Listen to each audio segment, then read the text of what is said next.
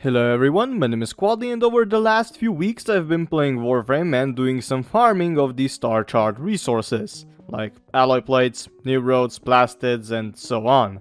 I've checked every single mission and found out that something is off. Some resources on some planets just drop in lesser amounts than the same kind of resources on the other planets.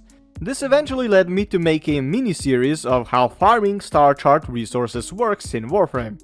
This video is a part 1 and it will cover the difference between solo farming and farming in public or organized squads with other players.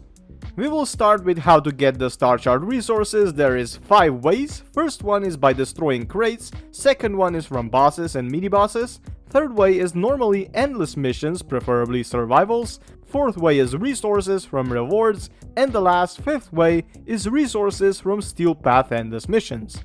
I have also made a little graph which we will go over in a minute. On the horizontal line there is 5 ways you can get the star chart resources we mentioned before, and on the vertical upshooting line there is the amount of resources you gain, the max amount, let's say.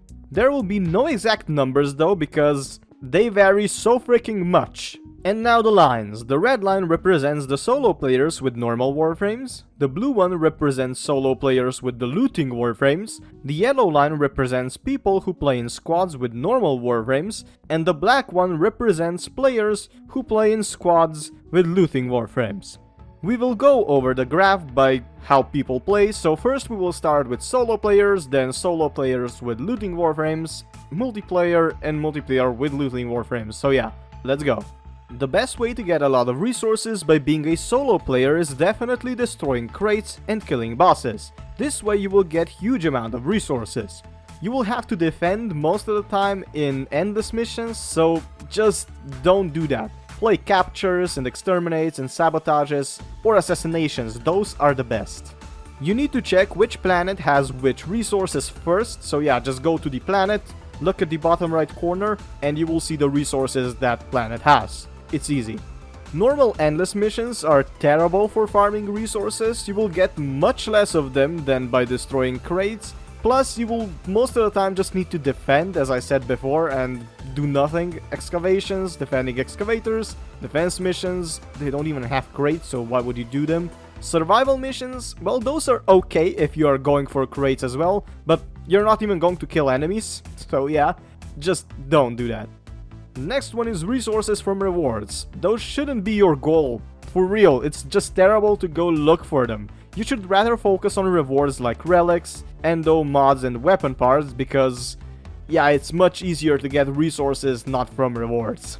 When I mentioned assassinations and mini-bosses, most of the time they drop rare resources like new roads, orokin cells, and stuff like that, so yeah, if you see them, just kill them. Most of the time I recommend doing assassination missions for farming resources, because you definitely get at least one rare one. And the last, steel path, is definitely the best for solo players, even when not using looting warframes. By just playing the game you will get around 2 times more resources than by destroying crates, and 3 times more than playing normal survivals. However, steel path is hard. When looking at the players that play solo and have looting frames, it is obviously even better on all levels besides the rewards, because warframes don't have any influence on them. Depending on which looting warframe you use, you will get more loot. We will check that in the future part, I think it is part 4 of this mini-series. But now let's go to the multiplayer and squad players. For squad players, resource gathering from crates and specific resource deposits is definitely a no-go. People, especially if playing public matches, will normally just zoom to the end of the mission and not open many crates. Same also goes for bosses. Mostly they'll just come, kill them, that's it. Just like solo players pretty much. Therefore, the best way for public players is normal survival missions. You may also do other endless missions, but only difference is, enemies don't primarily attack you in them, while in survivals, they do. It also stands that the bigger the squad, more enemies there are, up to 4 times, so you will get more and more loot, more players there are in a squad. This is no rocket science. Same also goes for assassination missions, people just zoom past them, and rewards, there is no need to even say anything about it, I think. It's the same as playing solo, just the same.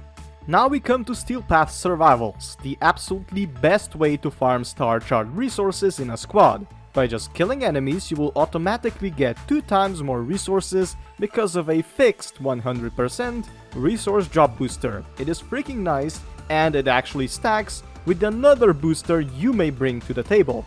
I'm talking about the normal resource drop booster that you can buy at the market.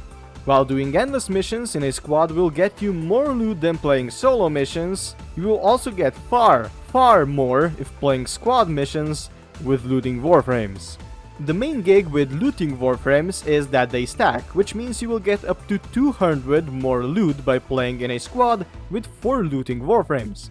We will go over the looting Warframes in a future part of this mini-series, as I said before, part 4. But yeah, let's continue. Even normal squad survivals are as good or better than Steel Path survivals solo with looting Warframes. So yeah, just squad play is the key of stupendous amount of loot. This is actually what I wanted to say in this video, comparing different playstyles and see their pros and cons regarding where to get loot. Obviously, you may also get yourself a resource drop chance booster and a resource double booster, but you must know that the resource drop chance booster, the blue one, only affects enemies, and the resource double booster affects all the loot you pick up. Double drop chance booster also helps you and your whole squad, while the resource double booster only helps you. So yeah, it is just great to use the double chance booster. If playing in a squad, the double drop chance boosters don't stack. You just don't expect to get 4 times more loot, you will just get more, like 100% more, that's it. What I quickly want to talk about also is Smitakavats, probably the best thing that can happen to you in Warframe. It has a charm mod, which is basically a double resource booster. It has a low chance of appearing, but yeah, it is great. For example, this is me, a picture of me farming toroids and getting extremely lucky by double resource boost from my Kavat 5 times in a row, plus having a normal resource booster. I just got 64 toroids from 1 toroid. It is just insane. But yeah, that is actually it. First part of the mini-series, so I hope it helped you at least to understand how farming works. Thank you for watching, please like, comment, share, or maybe even subscribe, and also have a nice day. Bye guys!